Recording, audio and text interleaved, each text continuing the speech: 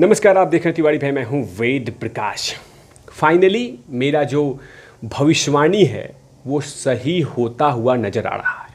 जो भविष्यवाणी की थी, और मैंने 3 भविष्यवाणी की थी और तीनों भविष्यवाणी सही होता हुआ नज़र आ रहा है और हो भी चुका है। मैंने एक भविष्यवाणी की थी कि राज कुंद्रा जल्दी बाहर नहीं आएंगे। जल्दी बाहर आएंगे तो उसका नुकसान बहुत लोगों को झेलना पड़ेगा। उन लोगों को जो लोग राज कुंद्रा के खिलाफ गवाही देते जा रहे हैं, इन्फ्लुएंस व्यक्ति हैं, डैमेज कर सकते हैं उन तमाम लोगों को। इसीलिए उनको बाहर नहीं निकलने देगा मुंबई पुलिस। वही हुआ आज बॉम्बे हाई कोर्ट में। बॉम्बे हाई कोर्ट ने सारी दलीलें सुने, बहुत सारे जिरा हुए दोनों पक्षों से, लेकिन हुआ क्या कि कोर्ट ने मना कर दिया, खारिज कर दिया कि हम आपको बेल नहीं देंगे। इस पे काफ़ी सारी बातें हुई कि उनको कहा गया कि कहीं राज कुंद्रा तो आतंकवादी तो नहीं हैं कि किसी को गोली मार देंगे, ख़त्म कर देंगे अगर वो बाहर निकलेंगे। लेकिन पब्लिक प्रोसिक्यूटर ने कहा कि नहीं नहीं नहीं नहीं, अगर ये बाहर निकलेगा तो डैमेज कर देगा सब कुछ। अगर ये बाहर निकलता है तो बहुत सारी चीज़ों को नुकसान पहुंचा सकता है, इस केस को टोटली ख़त्म कर सकता है। इसीलिए इनको बाहर नहीं निकलना चाहिए। काफ़ी सारी लंबी जीरा हुआ, काफ़ी सारे बहस हुए और अंत में यही हुआ, बॉम्बे हाई कोर्ट ने कह दिया कि आपको अब वहीं रहना होगा जहां आपका स्थान है। क्योंकि जिस कुकर्म में वो शामिल हैं, जिस कुकर्म में लगातार उसको बढ़ावा दे रहे थे, उस कुकर्म का अंत होना ज़रूरी है। अगर उसका अंत नहीं होता है तो समाज में ऐसे मैसेज जाएंगे कि हम भी ब्लू फिल्म बनाएंगे और खूब पैसे कमाएंगे। इसीलिए इन तमाम चीज़ों को रोकने के लिए राज कुंद्रा को इस तरह के पनिशमेंट देने होंगे और इसीलिए कोर्ट ने उनको बेल नहीं दिया। लेकिन साथ में ये भी बात हुई कि जाहिर सी बात है कि कोर्ट में जिरा हुआ, उनके वकील काफ़ी अपसेट हुए। कहा कि अप्रैल में चार्जशीट दाखिल की गई थी 2021 में और अब इसकी सुनवाई हो रही है। इस मामले में बहुत सारे लोगों को बरी कर दिया गया है, बहुत सारे लोगों को बहुत सारे लोगों को जमानत दे दी गई है, लेकिन राज कुंद्रा को क्यों नहीं दी जा रही है? इस पर पब्लिक प्रोसिक्यूटर ने कहा कि माफ़ कीजिएगा जज साहब, पब्लिक प्रोसिक्यूटर ने कहा कि राज कुंद्रा मेन आरोपी हैं, मास्टरमाइंड हैं, इनको हम नहीं छोड़ सकते।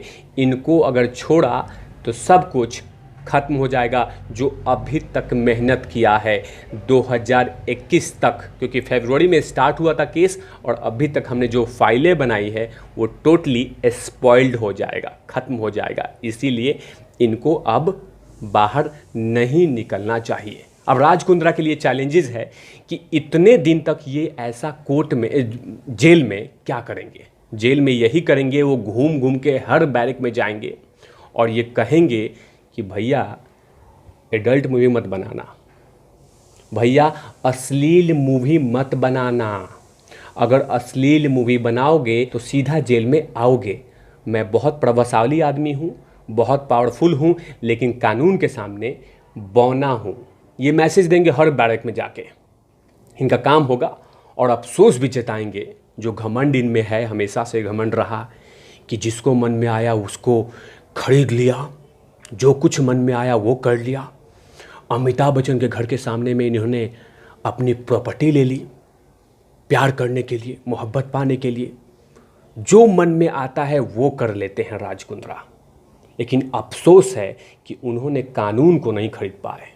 देश की जो कानून है, मुंबई पुलिस को नहीं खरीद पाए। बाकी सब कुछ करते हैं, बाकी सब खूब जॉन में आया तो किया, गाड़ी खरीदना है ये करूँगा, ये करूँगा, ये करूँगा। तो इसमें पूरी तरह से वो एक्साइटमेंट है, एनर्जी भी रहती थी। लेकिन बेहद अफसोस की बात है कि भारतीय संविधान को नहीं खरीद के पाए। जाहिर सी बात है, क्योंकि उसके सामने कोई भी व्यक्ति हो बौना नज़र आता है। अगर वो गुनहगार है तो जाहिर सी बात है उसको सज़ा होगी और ये न्याय की जीत है। आई एक मैसेज है कि आप कितने भी पावरफुल हो जाएं या पावरफुल हैं, घमंड मत कीजिए, क्योंकि घमंड सबको तोड़ देता है। ऐसे मुंबई में ऐसे बहुत सारी घटना घटी जिनका घमंड चूर चूर हो गया। उसमें एग्जाम्पल तो अभी फ़िलहाल है अनिल देशमुख, जो लगातार घमंड कर रहे थे कि हाँ मैं गृह मंत्री हूँ, मैं ये हूँ, मैं वो हूँ, मैं कुछ भी कर सकता हूँ, आई कैन डू एनीथिंग। लेकिन क्या हुआ? ढाक के 3 पात घमंड किए थे। परमवीर सिंह घमंड किए थे कि हाँ मुझे कुछ भी नहीं हो सकता। क्या हुआ? ढाक के 3 पात, केस पे केस लदे जा रहे हैं इनके ऊपर में। तो इसीलिए घमंड नहीं करना चाहिए। यही काम बैरक में करेंगे ये, और कहेंगे कि अश्लील फिल्म मत बनाना, अश्लील फिल्म बनाओगे तो ऐसे ही जेल में आओगे। ये ज़रूर एक मैसेज देंगे पूरे बैरक में, और साथ में बैरक के बाहर भी एक मैसेज जाएगा कि पावरफुल आदमी होने के बावजूद भी कानून के सामने बौने नजर आएंगे। लेकिन राज कुंद्रा की प्रॉब्लम सॉल्व नहीं हुआ है अभी। एक और उनके ऊपर में एफआईआर दर्ज हुआ है, लेकिन एफआईआर उनके ऊपर नहीं, लेकिन उनके कंपनी में काम करने वाले कर्मचारी के ऊपर में भी एफआईआर हो गई है। अब जाहिर सी बात है कि अगर वो कर्मचारी पे जांच होगा, जांच चलेगी, तो साबित कर, जब ये पुलिस जब पूछताछ करेगी तो बहुत सारे बातें आएंगी राज कुंद्रा से रिलेटेड, क्योंकि जितने भी वर्कर्स हैं जिनके ऊपर में एफआईआर कराया है एक मॉडल ने, वो तमाम लोग राज कुंद्रा के कंपनी के कर्मचारी हैं। तो राज कुंद्रा की मुश्किलें अभी ख़त्म नहीं हो रही है, द एंड नहीं हो रही है, ये तो बिगनिंग है, ये स्टार्ट है, शुरुआत है। बहुत सारे मॉडल्स अभी आने वाली हैं और अपने दर्द की कहानी कहने वाली हैं, क्योंकि जो उनके साथ घटना घटी है वो कहीं ना कहीं भूलने वाली नहीं है। तभी तो कोई ना कोई मॉडल आके जो उनके साथ घटना घटी है वो किसी न किसी मीडिया प्लेटफॉर्म पे आके रख रही हैं कि राज कुंद्रा और उनकी कंपनी मेरे साथ ऐसा किया था, उनके कर्मचारी ऐसा किया था, वो ऐसे थे। ऐसे तमाम चीज़ें धीरे धीरे देश की जनता के सामने आ रही है, लेकिन इनकी समस्याएं कम नहीं हो रही है, सेम समस्याएं वही है और भी बढ़ते जा रही है। तो अब ये देखना होगा कि 10 अगस्त के बाद वो अप्लाई करेंगे कोर्ट में कि उनके बाहर आना चाहिए या नहीं आना चाहिए, कोर्ट डिसाइड करेगा। लेकिन उससे पहले भी बहुत सारे अभी ऑप्शंस बचा हुआ है राज कुंद्रा के पास, लेकिन किसी भी ऑप्शन के पास जाएंगे जमानत नहीं मिलेगी, क्योंकि जब तक लोअर कोर्ट, उसके बाद हाई कोर्ट, इन तमाम कोर्टों ने इनको बरी नहीं जमानत नहीं दिया है, तो जाहिर सी बात है कोई भी कोर्ट अब इनको जमानत नहीं देगी और समस्याएं जैसे है वैसे ही रहेगी। फ़िलहाल अभी पत्थर पे सोएं, जिस तरह की जेल की ज़िंदगी होती है उसको जिएं, और एहसास होगा कि जो गलती किया है, जो गुनाह किया है, जो कुकर्म किया है, उसकी सज़ा यही होती है।